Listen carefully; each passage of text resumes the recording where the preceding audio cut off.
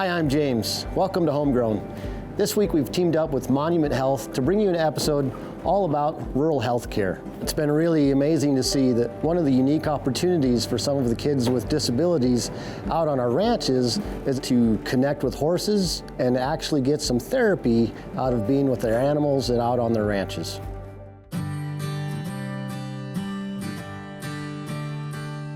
We have a son, Traylon. He's 15. He is a freshman this year at New Underwood High School. Awesome. And our daughter, Taya, is 12, and she's in 7th grade this year. 15 years ago, I was pregnant with Traylon. My water broke early, so we went into the Rapid City Hospital, and I was on bed rest. He was born premature. He was 3 pounds, 3 ounces. Wow.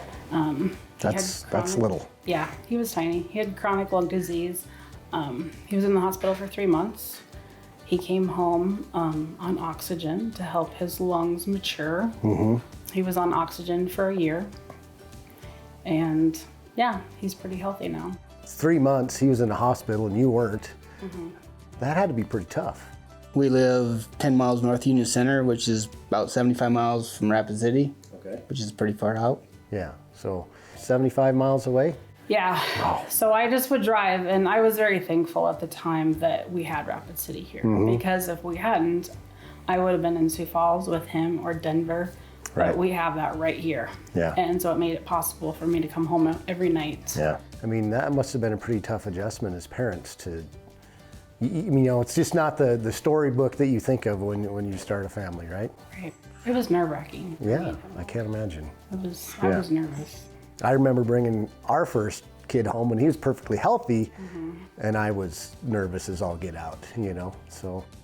But yet, you said he's come through it well and has had a few difficulties since then, or? Not really. When he was younger, he would be in the hospital once a year for respiratory issues, RSV, stuff like that. But, yeah, But other than that, he was good. Pretty normal kid, and apparently Dad's got him out in the hayfield a lot, so it must not be too bad, right? Nope, he gets along good.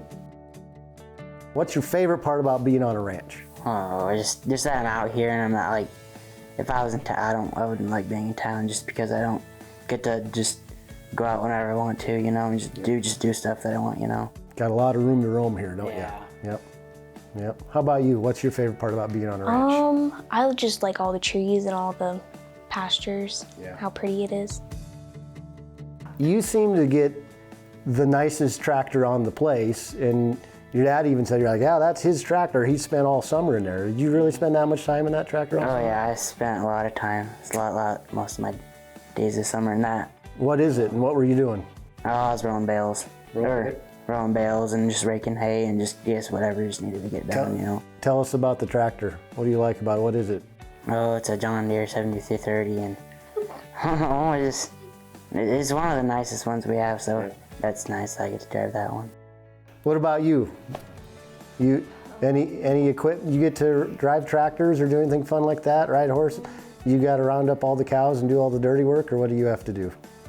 Not much. I'm planning on getting a horse. Yeah? Trying. Right on. Why do you want a horse so bad? I just like riding horses in general. A few years later, Taya comes along, and once again, some difficulties arise. Right. She was born at a normal weight. Everything was fine when she was born. At 16 months old, she started getting sick. We weren't sure what we thought she had. It was just a virus is what we thought. And then she was diagnosed with type 1 diabetes. Wow. An autoimmune disease. Right. So it's got to be kind of a blow, you know, to get that news again. Right. How did you guys deal with that? I mean, Do what you have to do and just get through it. Do what you need to do for them. tell us a little bit about what you have to deal with on a day-to-day basis, as a lot of kids don't. I have to, well, now I have a CGM, which tells me my blood sugar, but I usually had to prick my fingers every single day. I had to get needles. So you have type 1 diabetes, is that right? And so you have to really monitor your blood sugar levels or things can go pretty bad pretty quickly, right? Yes. So does that limit your activities, or not really, or is it just something you have to learn to live with? Nope, not at all. Living with type 1 diabetes, it's an everyday battle. Okay. But she's responsible. She takes care of herself. I feel like she helps me now that she's older. She helps me take care of her as far as what she needs medically.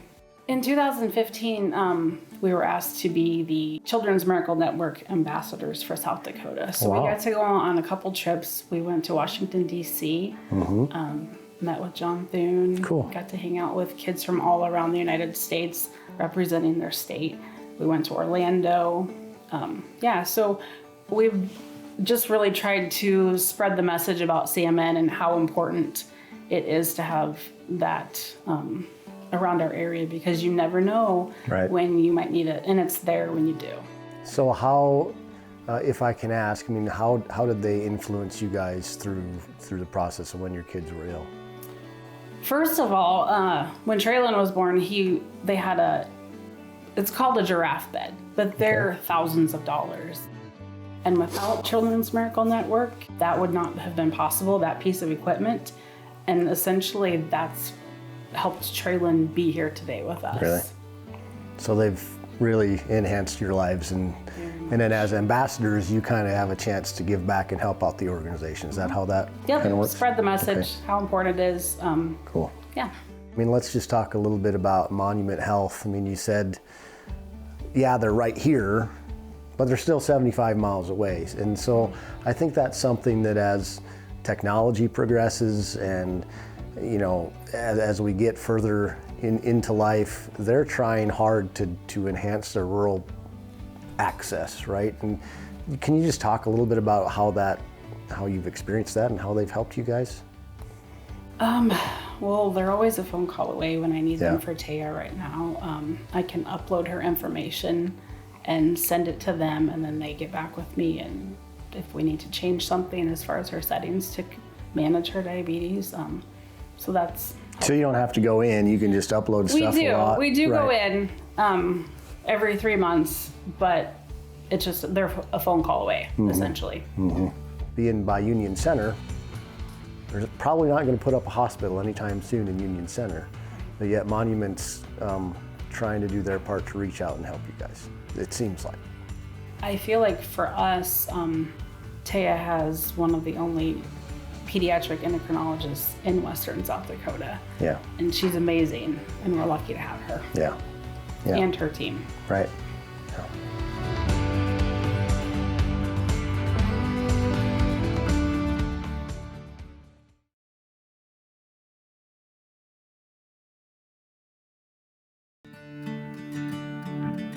So how old is Morgan? She's 22. 22. She was diagnosed at about a year. We started to notice her not meeting some of her milestones. Yep.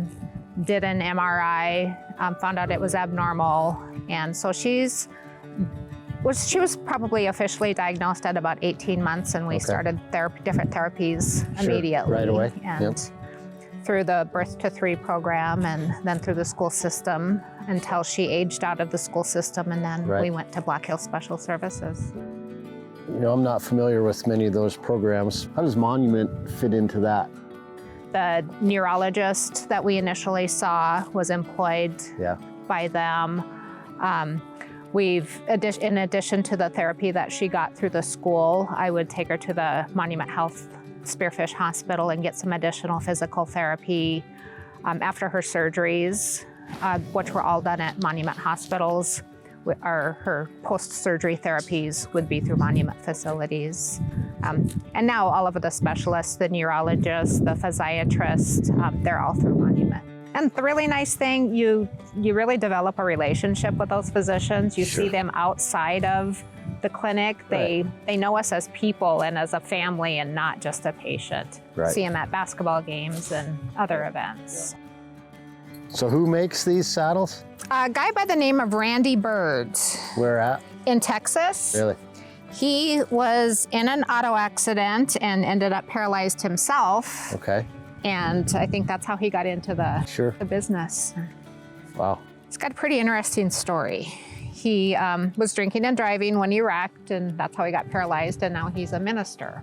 That's a beautiful saddle. It is. It is. He details that I didn't even request. He knew her favorite color was purple, so put the purple on the stirrups and purple in her name on the back. Very nice tooling. Yeah. And really, looking at it, it's not rocket science, No, not at all. but it's still something that takes a little specialty. Special, yep. Yeah, little things like initially when we got it, the leather strap for her was too wide. So we had to take a lot of measurements to send to him before he built it. What do you think, Morgan? Is he getting his saddle on? So you want, if you'll hold the horse. I'd be happy. This is the next thing we need to engineer is a ramp. Yeah.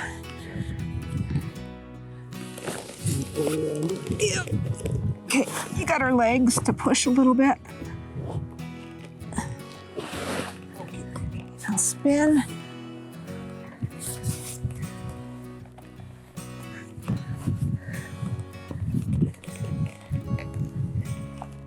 You holding on for dear life, Morgan?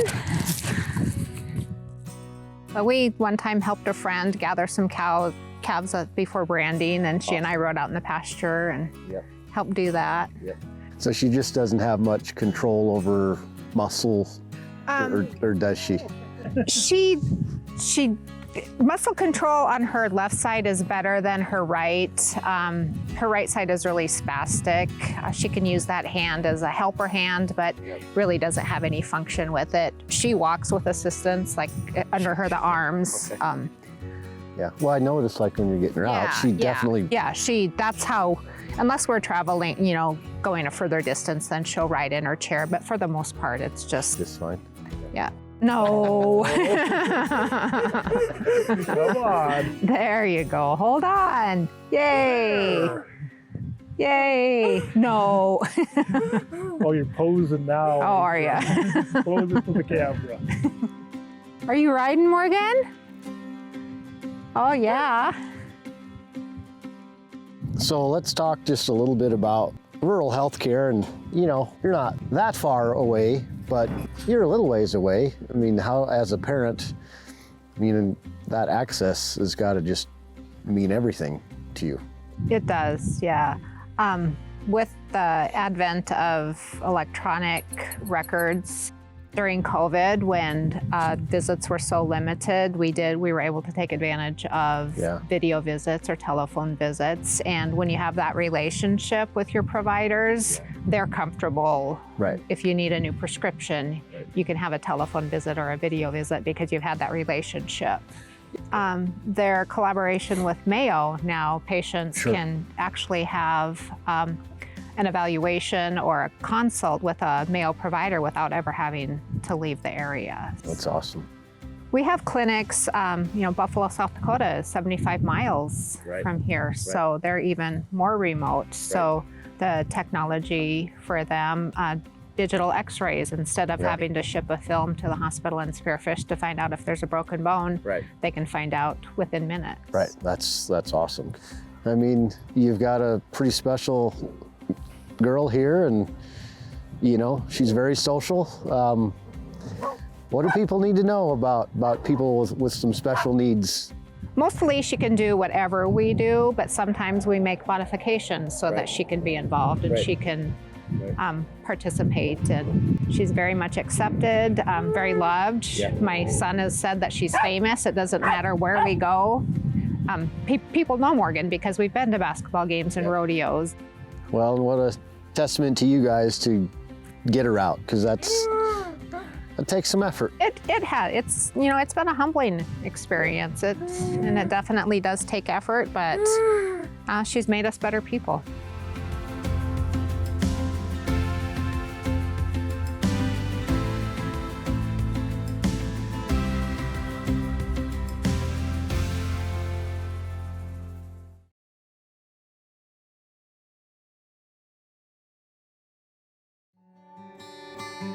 Dr. Sanders is our doctor at Monument Health. She's the doctor of physical therapy, and she has been a crucial part of this whole journey with Sure. Remy and muscular dystrophy. Yeah. Not only is she a wonderful doctor and very caring, but she is also a friend. Yeah, And- that's cool. She's come and watched us at the Heart Ranch rodeo and hangs out with the kids Yeah. and just gives lots of support. And we're very thankful to have her in our lives. When did you find out that she had muscular dystrophy? When she was 6 months old, so she'll be 4 in January. So no one knew she had anything wrong with her the first 6 months.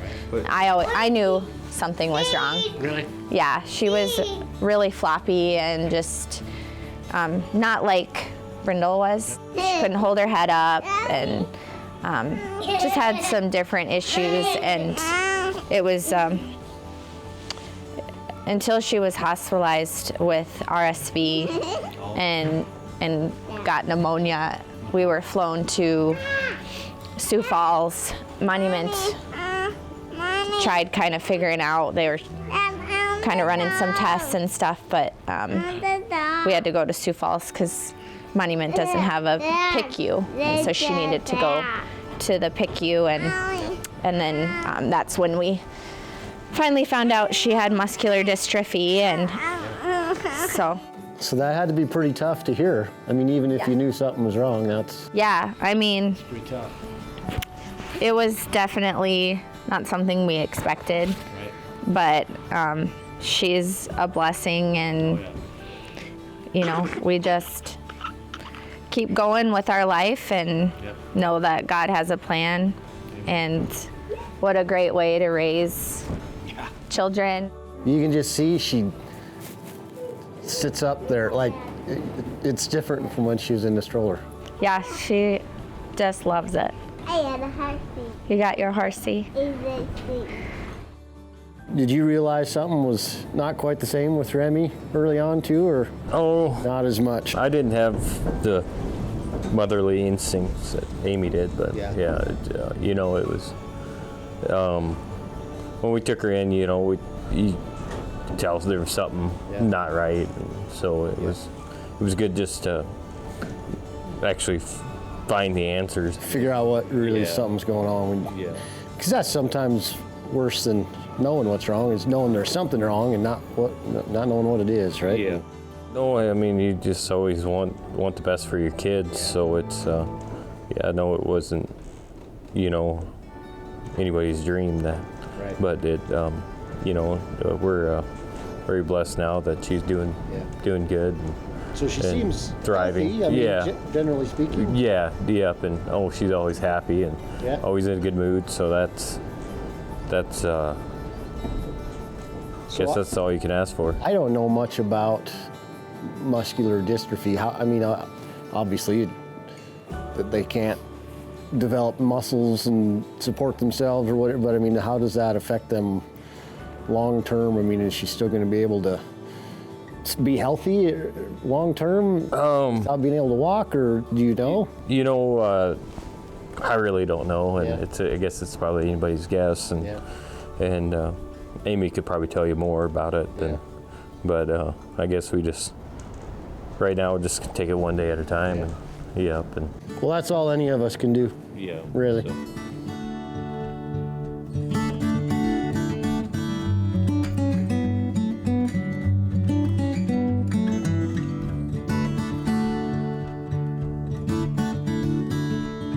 Yeah, so Seed, we also do equine therapy with Remy, because the horse's gait mimics people walking. Okay. So it's really good for her to ride horses, since she doesn't walk, to get that gait movement. So it just helps her body kind of develop somewhat. Yep, so a lot of times we ride bareback, so she can feel it just a little more. We'll ride her together and have someone lead us around, and so.